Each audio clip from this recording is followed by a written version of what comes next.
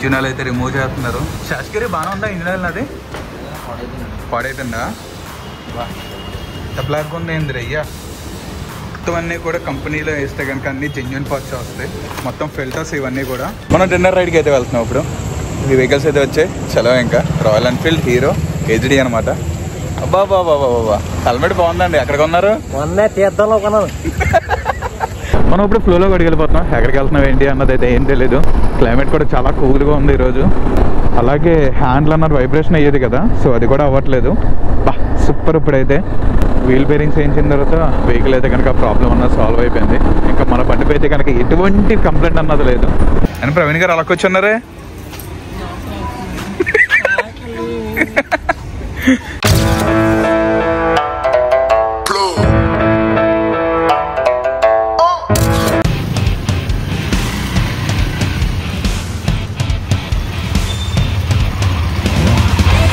Hello friends, welcome back to my channel Ajay Sunny moto vlogs. ఈ రోజు అయితే మన క్రాప్ గాడికి ఫిఫ్త్ సర్వీస్కి అయితే తీసుకొస్తాం. మనం ఇప్పుడైతే కనుక రాజమండ్రి దగ్గర ఉన్న బద్రీ మోటార్స్ దగ్గరికి అయితే తీసుకొచ్చాం. మనం ఇప్పుడు లోన్కి అయితే వెళ్దాం. మొత్తం యాక్సిడెంట్స్ అన్ని రిమూవ్ చేస్తాను నేను, ఎందుకంటే సర్వీస్ చేయడానికి సింపుల్గా ఉంటుందని చెప్పేసి. హలో ఓకే, మన బండి అయితే ఇప్పుడు సాయి అయితే టెస్ట్ రైడ్ చేసి ఏమున్నాయి అన్నది చెప్తారు. ఈయనే సర్వీస్ అడ్వైజర్ అనమాట. కంప్లైంట్స్ అంటే నాకు వచ్చేటప్పటికి వీల్ అయితే అటు షేక్ అవుతుంది.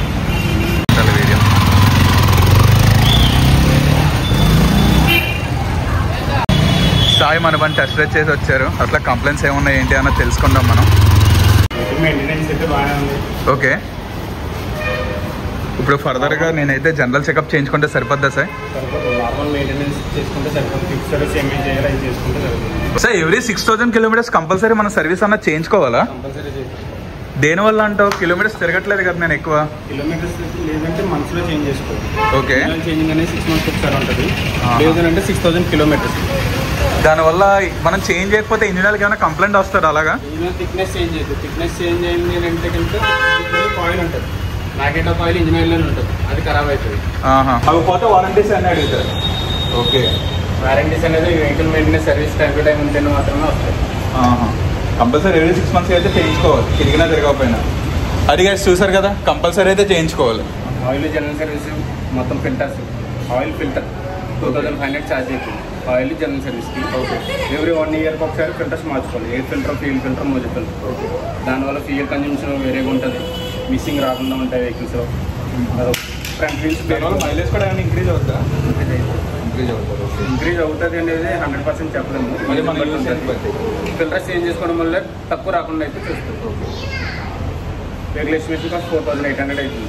ఓకే, ఆల్మోస్ట్ 16,000 తిరిగాయి. ఓకే, 16,000కి 4800 అంటే వెహికల్ కాస్ట్ తక్కువ.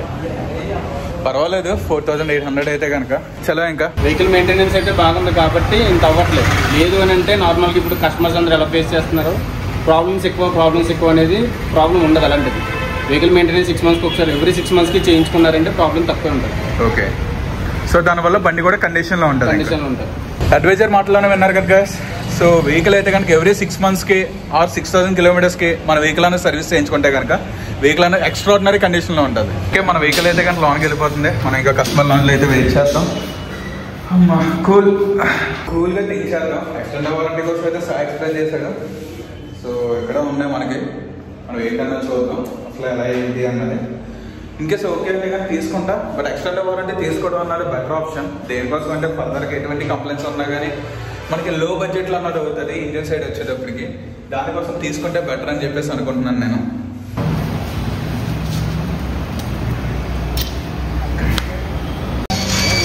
ర్యాంప్ మీదకి ఎక్కిస్తారు మన వెహికల్ వచ్చేటప్పటికి.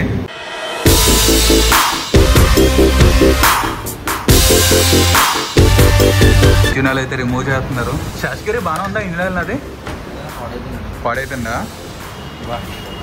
బ్లాక్ ఉంది ఏంది అయ్యా. మొత్తం అన్నీ కూడా కంపెనీలో వేస్తే కనుక అన్ని జెన్యున్ పార్ట్స్ వస్తాయి.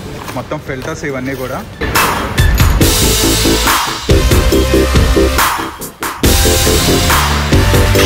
చైన్ కొద్దిగా లూజ్ అయిందంట, చైన్ కూడా టైట్ చేసేస్తున్నారు.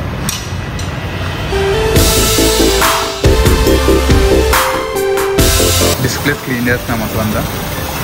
మనకి ఏమన్నా రస్ట్ కానీ అలాంటివి ఏమైనా ఉన్నా కానీ మొత్తం రిమూవ్ అయిపోద్ది ఇది క్లీన్ చేయడం వల్ల.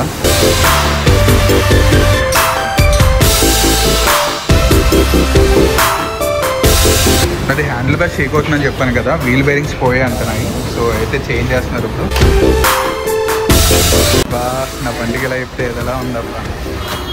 మన వెహికల్ బేరింగ్స్ ఫిట్ చేస్తారు, ఇంకా ఫిట్ చేసాడే లేట్. ఇంకా ఆల్మోస్ట్ వెహికల్ అయితే కనుక 50% వరకు కంప్లీట్ అయిపోయింది. ఆల్మోస్ట్ వెహికల్ అయితే ఒక పోలీస్ ప్లేస్ వచ్చేస్తుంది.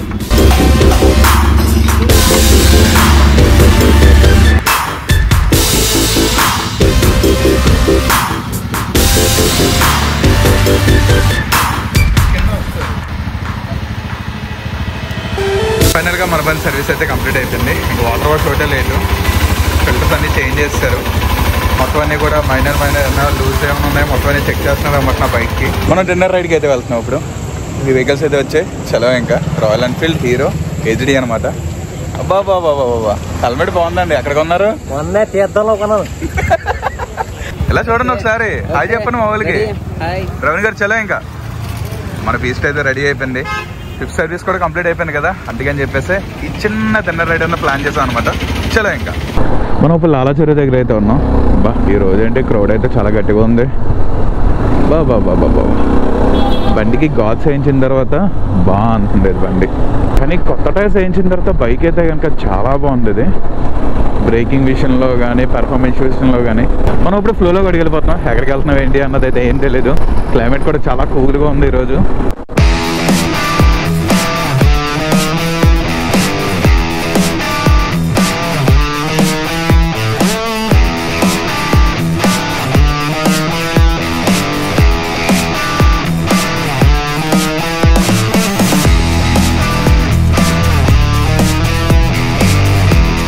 మనం ఆల్మోస్ట్ రాజానగరం దాటి మొరారి అనే ఊరి దగ్గర అయితే ఉన్నాం.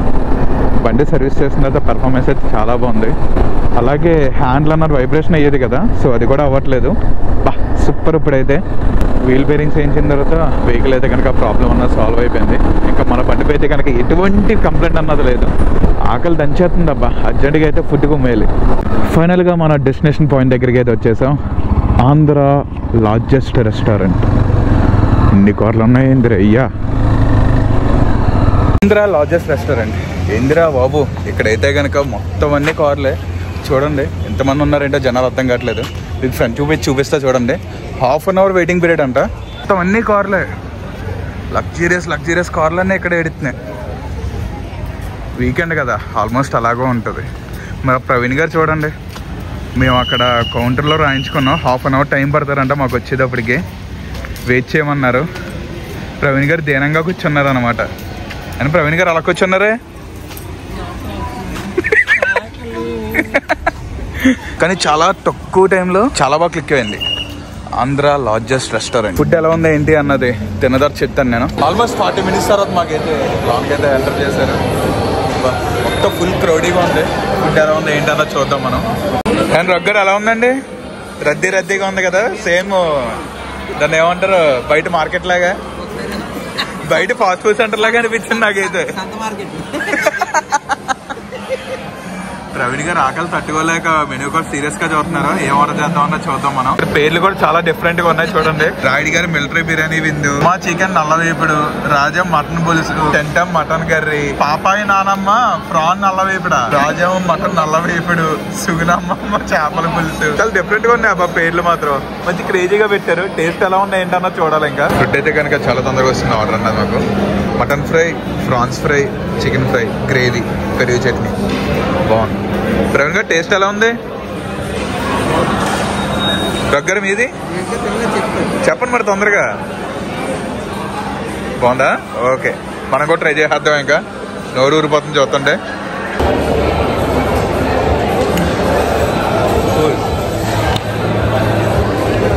మటన్ పీస్ అయితే కనుక చాలా జ్యూసీగా ఉంది. ప్రాన్స్ ఎలా ఉందో టేస్ట్ చేద్దాం. నాకు ప్రాన్స్ అయితే కనుక మరి అంత ఏం కాదు. మటన్ ట్రై చేద్దాం. మటన్ బాగుంది, చికెన్ కూడా బాగుంది. కానీ మటన్ దమ్ పీస్ బిర్యానీ అయితే కనుక చాలా జ్యూసీగా ఉంది. టేస్ట్ అయితే కనుక చాలా బాగుంది. ప్రవీణ్ గారు ఎలా ఉందండి? సక్సెస్ఫుల్గా ఫుడ్ అయితే కంప్లీట్ అయిపోయింది. చలో ఇంకా మటన్ దమ్ బిర్యానీ అయితే బాగుంది, కానీ ఇది మిలిటరీ బిర్యానీ అన్నది నాకైతే కనుక అంత ఎఫెక్టివ్గా అనిపించలేదు. Fog lights on. Oh my God. ఇదే బొక్క నుంచి పోదాం.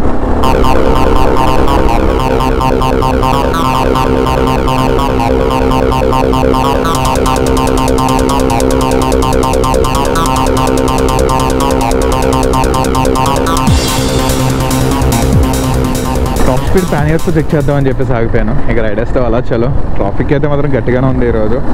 ఈ వీడియో కనుక మీకు నచ్చినట్లయితే please like, share and subscribe. Thanks for watching. Ajay Sunday moto blogs. See you on next blog. Bye bye.